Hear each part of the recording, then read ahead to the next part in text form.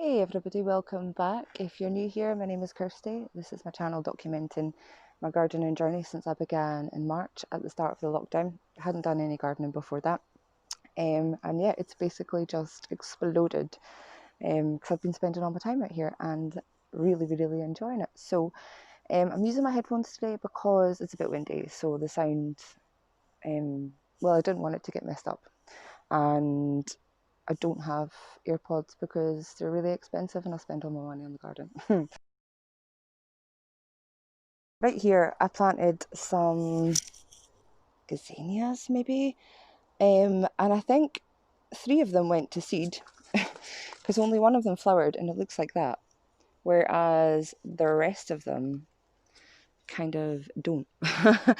Yeah, so I just thought to see what happens with those ones. But it's a really pretty flower though. It maybe isn't the gazania because they're tiger stripes, and this is not very tiger stripy.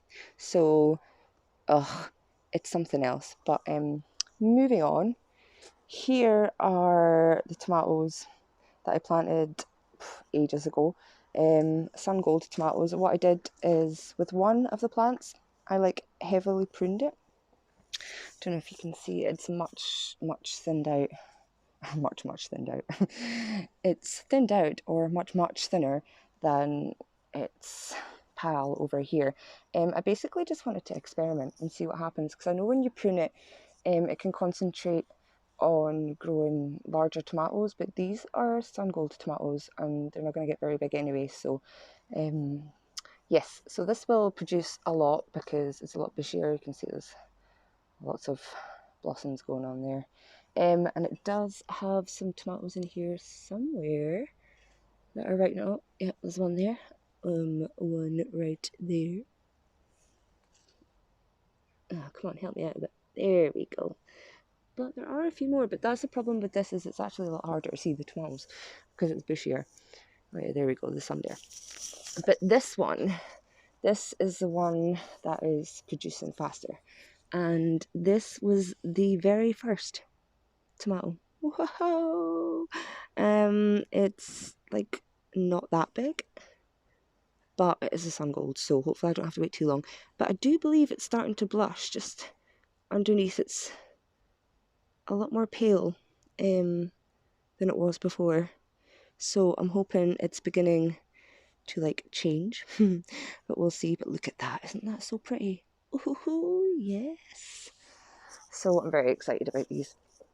Moving on here to my sweet peas, which are looking so much better. They kind of just exploded in the last couple of weeks and they're producing flower heads. There we go. And lo and behold, when I came out this morning to my very first sweet peas, yes, because these have actually probably been the hardest thing to deal with in the garden. It got dug up a lot. I did have a net of protection over it, but I actually just took it down yesterday.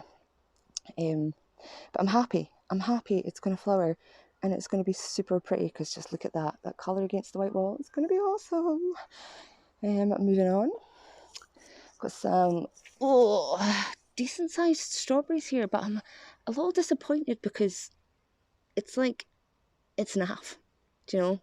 It's a bit more like beige than is red. So I don't think that one's going to be awesome. But there is one back here that is more promising. It just needs a little time to ripen. I should probably turn that round. Maybe get it a bit more light. But whatever, can do it later. Some more sunflowers on the go. This nasturtium never got very big. I don't know what's happened with that. It's a bit stunted, but we'll see. I have lots more anyway. And ooh, this tomato plant. Oh, this poor thing has been through so much. As you can see, it has tomatoes in it, so it's not doing that badly. However, this was the one that I snapped at the very beginning of my gardening journey, like clean in half. Thought it was dead. I cried a little bit, but it survived. But just the other day, when I was trying to pass it with the hose, it caught on the branches and again it clean snapped right down here. right along the seam. And guess what? That is the branch that has the tomatoes on it. So basically I was like, ugh, not again. But I didn't freak out because I actually thought, well, if I keep the base together, it should fix itself, seal itself back up again. So I just leant it against the storage box behind, and it did just that. And it didn't seem to affect the plant at all. I think it maybe dropped one leaf from shock, but other than that, yeah, it's still going good. So, oh, you poor little guy, you've had such a hard time. I'm so sorry. But yeah, so I'm going to have hopefully a lot of tomatoes soon. But there's a couple more strawberries there. This one again is a bit naff because of, well, you know, it's a bit beige. But this one seems alright. So I'll maybe grab them at the end of today. This other strawberry plant I bought because the strawberries were an amazing colour. But I don't really know what it's doing now. Certainly not making any strawberries anyway, but I trimmed off all its runners to try and put its focus back onto that. But moving on now to something super exciting. The sunflowers. Dun, dun, dun. Look at the size of them. Let's go take a closer look. Check out these bad boys. Look at how big they are. There's so many, I can't fit them in one shot. But yeah, I'm super happy. I just wanted a garden. I had loads of sunflowers and I'm pretty much well on my way. So they have been eaten quite a lot, but they're getting so big that it doesn't actually really matter. But they look so good. This one is, I think this is a Russian giant. Yeah, so this is like going to be your standard yellow sunflower, but it can get, I think, up to like 10 feet. So yeah, these smaller ones here. These ones in the middle, I think, are like 4 or 6 feet. Italian whites, Van Gogh, perhaps, as well. And the ones at the front, they look small and they're beginning to flower, but it doesn't matter that they're small because they're meant to be small. They're like 40 centimetres to 60 centimetres, so that's absolutely fine. They're pretty much what I would have expected actually here. This one at the back is beginning to flower, but that one is meant to be also, I think, a Russian giant. So yeah, that one's not going to get to its 10 foot like its brothers and sisters over here. But still, I am mightily pleased. Down at the bottom, actually, a lot of really random stuff has been sprouting, but I did have bird seeds right above. So for the ones that didn't look like immediate threats, you know, massive weeds, I know there's some in there in the grass, but I'm just leaving it to see what it looks like overall.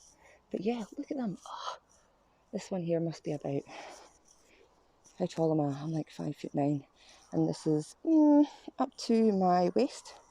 So what would that be? Bigger than 3 feet, anyway. Whatever. But yeah, let's look at what else is new.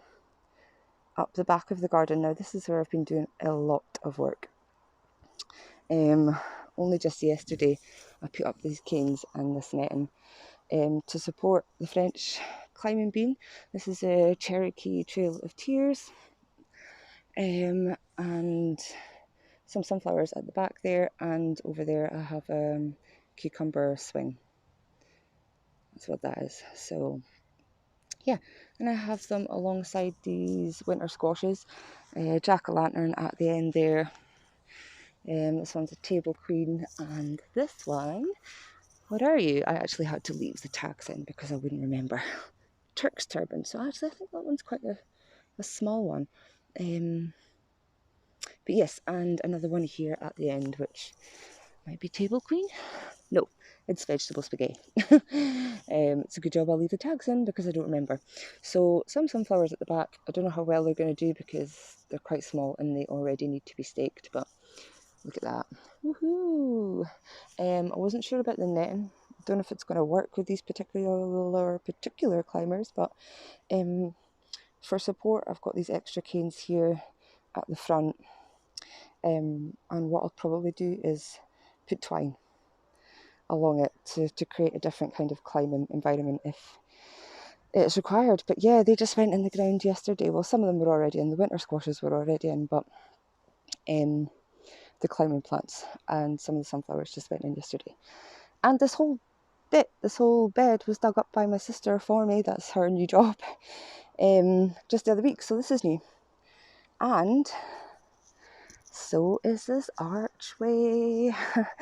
I am super thrilled about this. I mean, it's not covered, but it will be. And yeah, I put it up myself. I just got some of my sister's help towards the end when it came to attaching the fencing. But yeah, this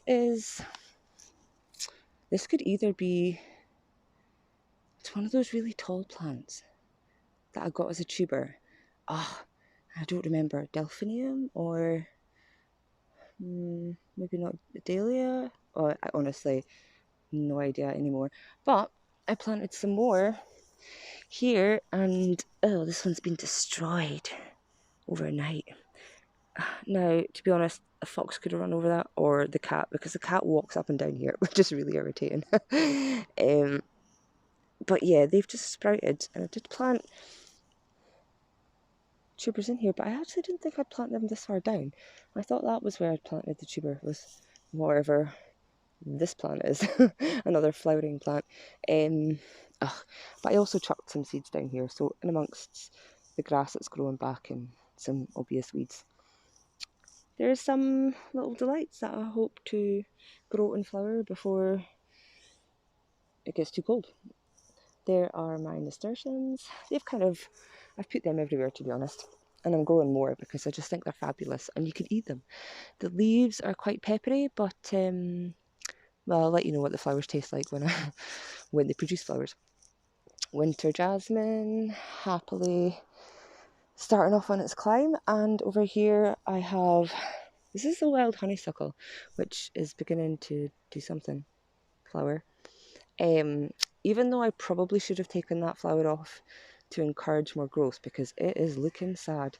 It is creating some new sprouts, so I don't know, I'm just going to let it do its thing, see what happens. And also next to it I put another, I think, no, this isn't, I thought it was going to be winter jasmine, but now that it's next to the winter jasmine, I don't believe it to be true. I mean, the leaves kind of look similar, but these seem to be much thinner and paler. So I don't know what it is, but it's a climbing plant, and I put it in there. My colleague actually gave me this plant and this one, so I hope they're not invasive because they're now in the ground, and I'll just have to keep an eye on it. More nasturtiums, and a random sunflower at the back. Oh, and a marigold right there because I've sown a lot of these seeds because they're like, what's it they call it? Like I don't know. They just make the ground really good anyway. Yeah. More sunflowers, and this back area still needs dealt with. And all the pretty wildflowers have pretty much died, so it actually doesn't look that great. So the next thing I have to do is come up here and work the ground and pop some new stuff in there and hide that atrocious mess at the back. Which used to be really pretty. So let's just move away from that.